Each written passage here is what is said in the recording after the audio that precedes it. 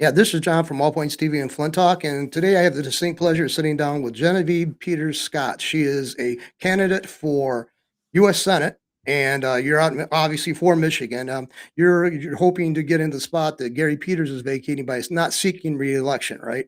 Yes. Yeah. Yes, I am. So we're going to get right into it. I don't know. I'm always kind of dismayed, or why not dismayed, but kind of puzzled why people want to get into politics in the first place, because it's a rat's nest. They're horrible people you have to deal with. And you seem like a nice person for the few minutes I talked to you. Why would you want to get involved in this? So thanks, John. It's an honor to be on your show. Thank you for this opportunity. I've been in politics for 40 years, but on the other side, not as a candidate, not as a politician, but someone that has been fighting for Michigan, fighting for America, America First policies for a very long time. I always say my claim to fame is when I was in college, Western Michigan, go Broncos. We just won a national championship. And my professor, I loved my professor and I wanted to see him. He wanted to get onto the city school board. And my classmates and I, we went and door knocked and went to events and passed out his literature. And not only did he get on the school board, he just retired last year.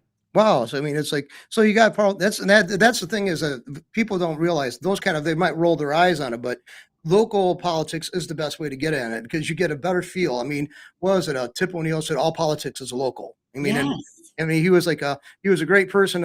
Even though he wasn't from the other side. I'm a libertarian, by the way. I'm more of a libertarian, but I agree with Republicans more often than Democrats. But no, I just I think think that I think libertarians are the true Republicans. I mean, that truthfully, we fought and we continue to fight just as Americans to be free, to get government out of our life. I mean, that's really a true what America really was built on, that it was very limited government and it was people that wanted to just, live their lives and not have all this regulation, all this control, all of these people that are continually making laws that take away our protections that are granted by, or I shouldn't say granted, but given to us by the Constitution. But these are God-given rights that we've been given a document that protects them, and they're constantly being challenged. So I think libertarians, to me,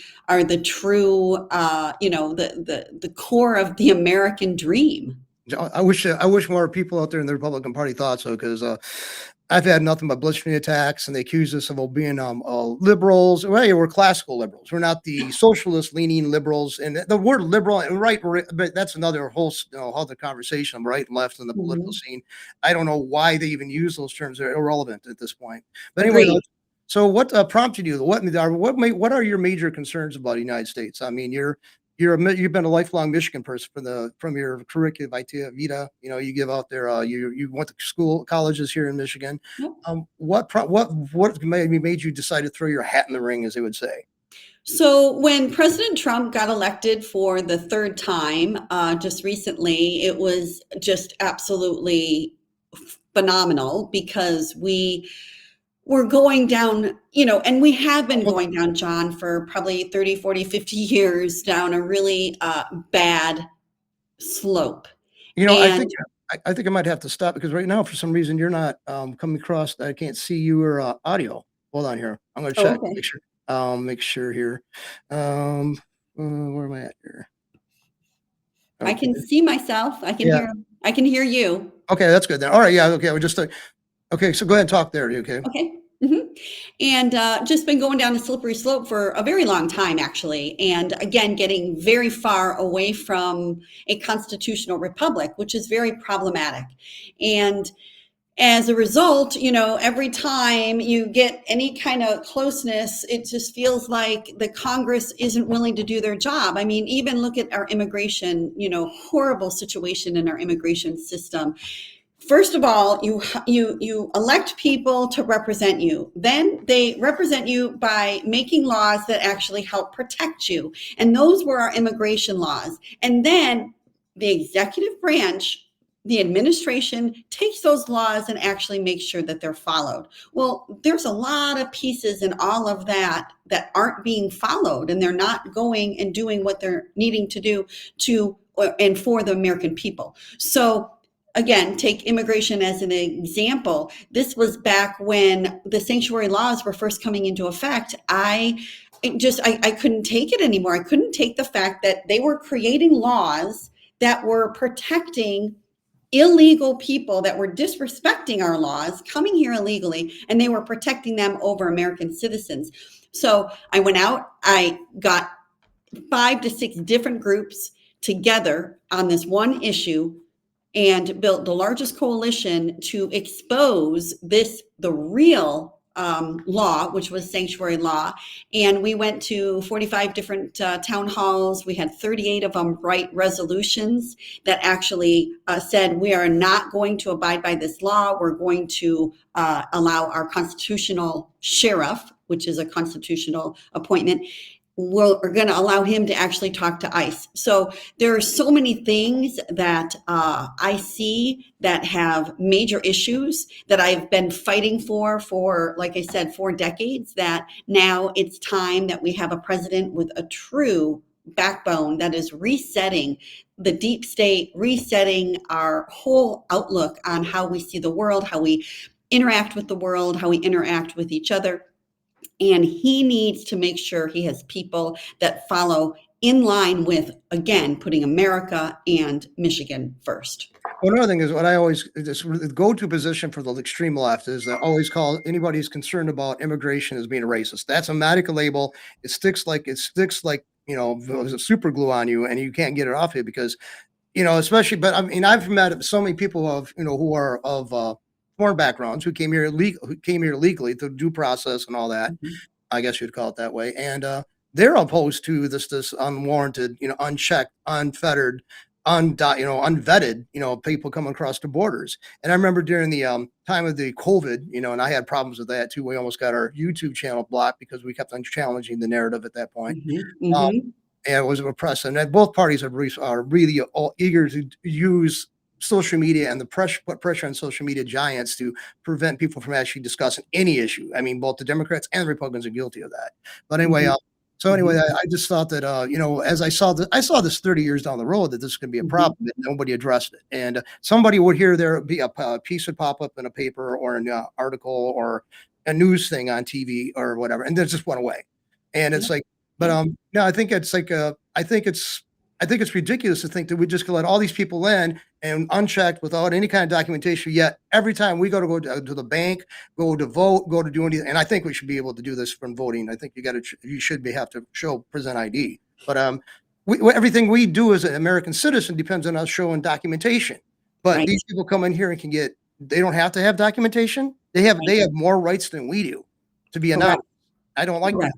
Correct. And then you have, the situation that's going on in Minnesota, and these were quote unquote allowed to come in here as refugees. And again, this falls on the backs of Congress. Why are you not sunsetting these laws? Why are you not saying, okay, you can come here for 2 years, and once it gets better, you go back? I mean, not, having laws that allow people that come from countries that are very much in opposition of our way of life and our values, and try and, and to be honest, it's not good for either side, because they're stuck, in a country that they don't know anything about. So I don't believe that these laws that are even on the books right now, we should have a total 5-year moratorium, no legal immigration, no refugees, no asylums. We need to figure out who's in our country. We need to take care of the people that came here illegally, overstayed their visas, that are here, on all different, ways that they shouldn't be here. And we need to do exactly what President Trump is doing, and we need to bring them back home, and we need to then settle in on what is going to work for us. I've been to over 30 different countries, John, and there was a few times that I wanted to stay longer, and I wanted to see if I could work in their country, and I went through the right processes, and they denied me, and they said, no, we don't need that skill set. We already have enough of that skill set, and I had to leave. Well, that's having respect for a country. When people come here and they come here, take our benefits, they literally are living off the backs of hardworking American citizens. That's a problem. I mean, how is that even sustainable? And it's not. That's why we're $37 trillion in debt. See, I have friends who've had worked their lives and they got injured on the job and now they're on disability. And they have to, I mean, they won't allow you to make any extra money doing anything. If they do, they're going to cut your benefits. Yeah. And it's like, it's not fair. Why do our people have to be, basically, you're forcing people into poverty. Yeah, Yes. okay, give them a baseline budget to live on. And maybe if they didn't make, I can see if they're making thousands of $1,000s a month over what they're given on as a disability check. But I mean, just like here, like make $2 or $3, $100 here or there, doing the activity. It's like I have a friend that sits on boards, different county boards and stuff like that in another county. And he should get compensation for it, but he can't because he's got a disability. And he's putting in all the hours. He puts in more hours than some of the paid people, who have making a career out of it. He puts in more hours, knows more, but he can't use it because he's got a disability. Well, since this job is basically paperwork and shuffling stuff and going to meetings, it isn't a strain on him like doing it on his back and his legs and there's all this that's dealt with him. He should be able to earn more income without having to worry about cut off totally. And they do that all the time. They're always threatening them. Yes, So I mean, that's yeah. ridiculous. And see, I mean, if people say it's not compassionate we're being really cruel to these foreign born people. I think, why are we cruel to the people who are born here? I mean, that's just, to me, it just doesn't make any sense. Exactly. Why are we not taking care of our own citizens? I mean, that is, again, and I liken it to, John, your family. I mean, obviously, you have a family that you need to take care of. That's your responsibility. Well, it's the same thing with the country. It is our responsibility to take care of our citizens first and foremost. And when we are not doing a good job about taking care of our own citizens, we should not even be looking into bringing people over, giving people asylum, giving people refuge. We need to take care of every veteran that has ever been in the military, fought a war, kept us free. We need to take care of our vulnerable populations, our aging citizens. And when I say take care of, I don't necessarily mean federal funding or even state funding for that matter. That's where charity comes in. Having a constitutional republic, and I'm very big in getting us back to that constitutional republic, it was never meant, our government was never meant to be the big brother, the one that took care of everything and anything. It never was. It had specific areas that the federal government was to use the Treasury money for, very specific areas. And it has completely lost its mind. And that's why we constantly have these shutdowns, because we're not balancing a budget. We're spending way too much money on things that have nothing to do with America or Americans. And it has to stop. And we have to get people in Congress that understand that understand that the money they're spending is not their money. It is the hardworking moms, dads, nurses, doctors, diners, waitresses. It's the laborers. It's all of those people that are really having a hard time even taking a vacation, let alone, be able to send their kids, somewhere to school or anything like that. So we have a lot of issues that have to be addressed.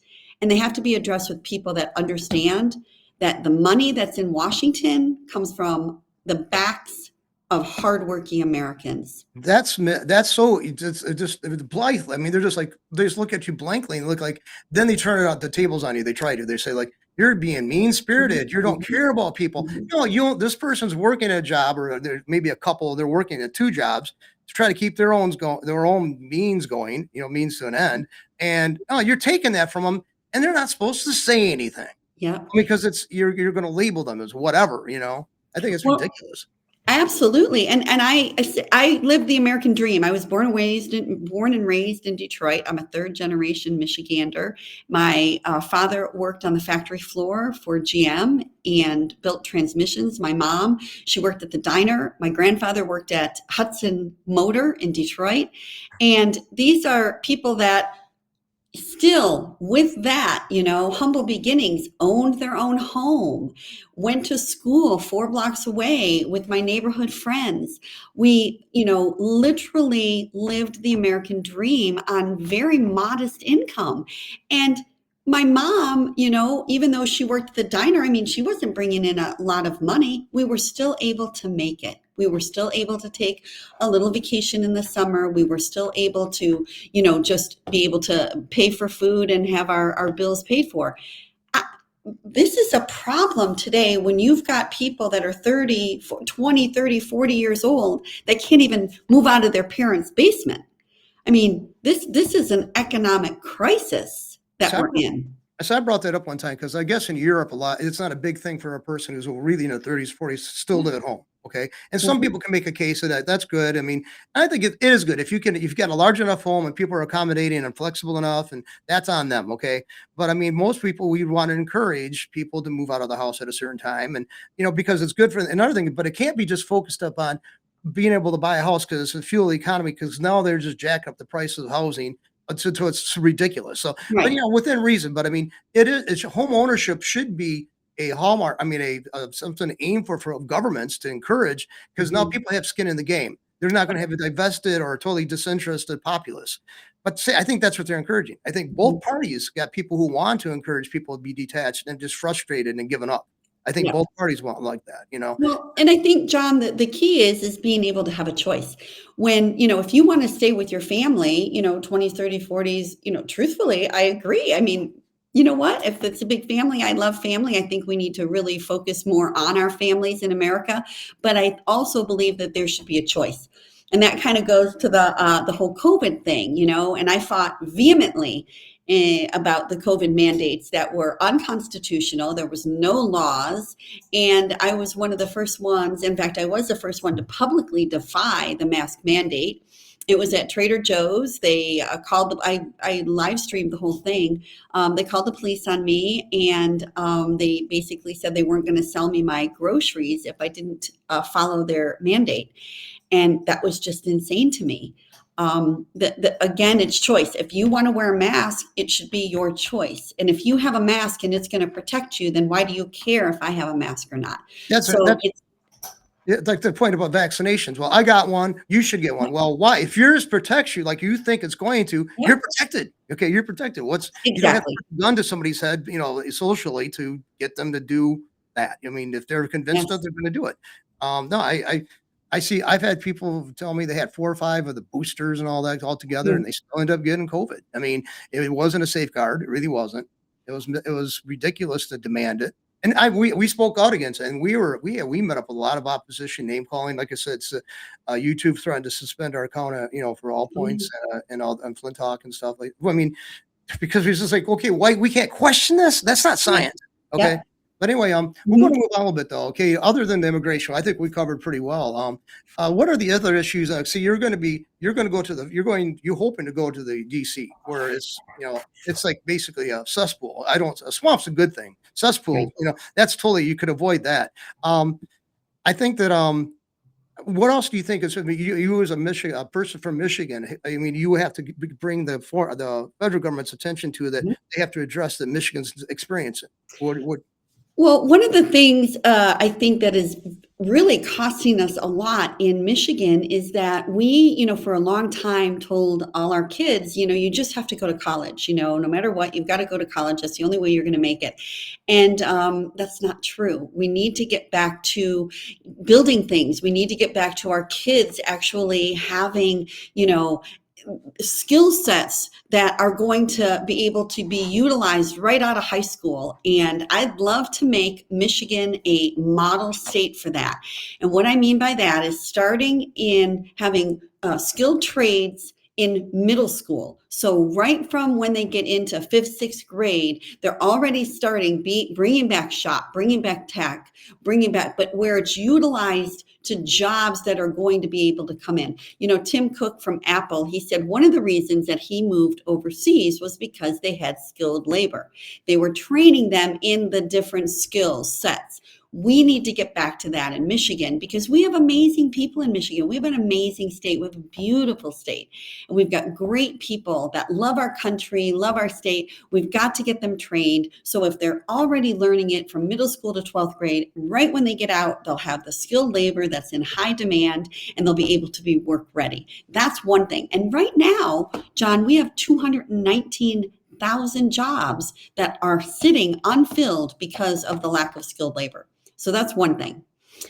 Another thing that's really big for me is election integrity. As you know, the debacle in 2020, and a lot of times people don't realize that we have 50 states and election goes into the state legislature, which means 50 different ways of actually doing elections. That's how it's set up. Well, the Constitution says that we can actually, and it's Article 1, Section 4, we can actually make a law for federal elections, and it needs to be done. We need to make that law that during federal elections, President, Congress, that it's only one way nationally. So it's creating a national standard. That's huge. And that means one day of voting, not mailing in your votes, that those are only for military and disabled, very limited scope.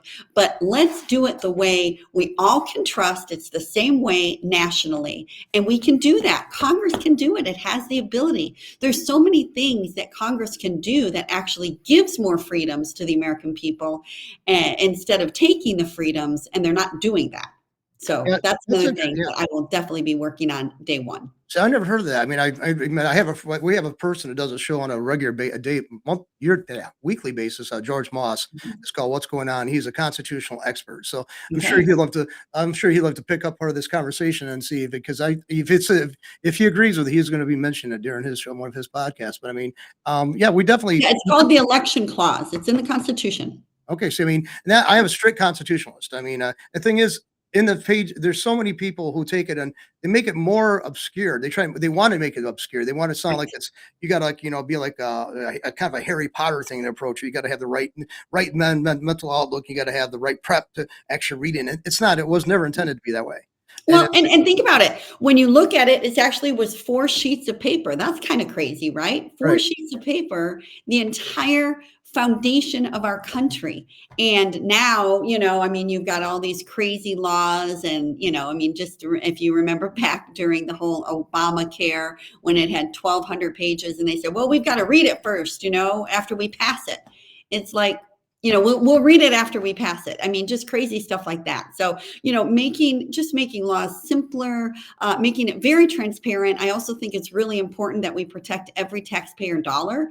And how we do that, there's a lot of things. Obviously, cutting out all of the waste, fraud, and abuse. I'm a big DOGE supporter. I think there's so much waste and so much fraud, and we're discovering it every day by the grace of God and seeing, so much that can be cut. And think about it. When those dollars are cut that never come back to the American people, my belief is we need to keep our money. I don't like this, okay, let the federal government give me back my money. No, don't take it in the first place because you don't need it. You're obviously spending it on all of these things that they don't have anything to do with helping the American, the average American working family, our veterans, our elderly. So why are you taking it in the first place?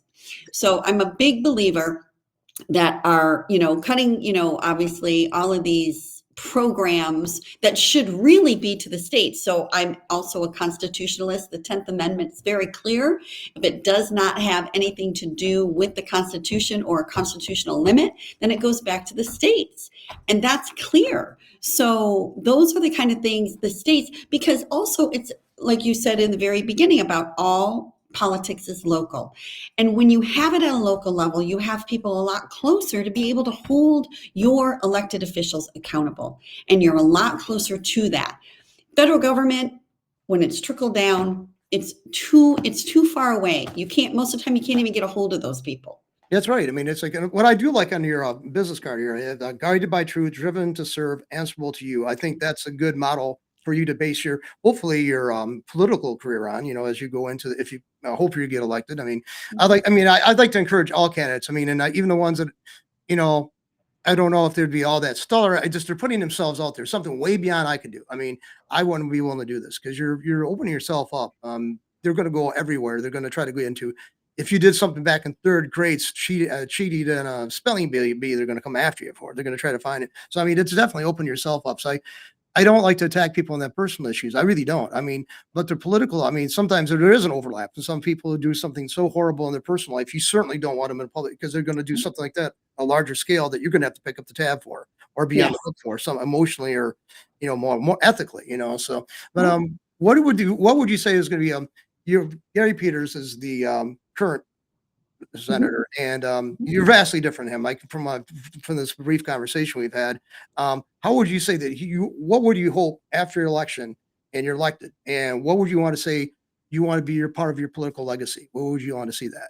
Oh, I think that would definitely be that we got back to a constitutional republic, that we were able to pass a budget, we were within our budget, that we literally allowed our American taxpayers to keep their money and to limit what the federal government was spending and leave most charity up to charity and not being, taking money from hardworking Americans when if they had more money, they would probably donate more money. And there's so many charitable organizations that are phenomenal that do a much better job than the government does taking care of anybody. So I want my legacy to be that we got back to a constitutional republic and that we are literally back to where we have a choice of having a one income family, or we have a choice, and that we have laws on the books that actually continue to protect American citizens and not take away rights and liberties. Well, that way, Yeah. I think this might be a point to kind of wrap up the conversation because I don't want to tax our viewers, attention spans because there's so much on the internet right now we're vying with, and I definitely want to get you. I think it's important enough to listen to you and hear you, and we can do something like this down the road later if you wish. But anyway, I got the scrolling banner there, telling you where they can contact you, and I'll also put the links up when I post this to different places. What would you want people to walk away with? Walk away from this hearing this. What would you want to say? Them to remember you by. Say this is the reason why I should vote for this as a person as a candidate. Yeah, I'm someone that, I take complex problems and I put common sense solutions. I don't sit around, I actually act. Recently, I was in Monroe at a press conference when they were putting boys in girls' locker rooms, and we fought against that. I've written an op-ed recently in the Detroit News about them taking our health standards and putting, all sorts of gender ideology in that. And I wrote I exposed them for misrepresenting the Elliott Larson law. I was just recently up in Lansing to support Representative Jim DeSantis for repealing the red flag laws. I am someone that truly believes in the American spirit and the American dream, and I believe in the Americans, and I believe in my fellow Michiganians. I love this state. I love America, and it is so worth fighting for, and I've been doing it for decades, and it's now time for me to take that fight up to Washington. Well, I wish you the best of luck. And like I said, if you wish, you can contact me. We'll see if we can do another, sit down with you. And hope people enjoy this and hope we'll watch it. Anyway, thank you very much for giving us your time today. Okay. Thank you so much, John, and God bless you, and God bless America.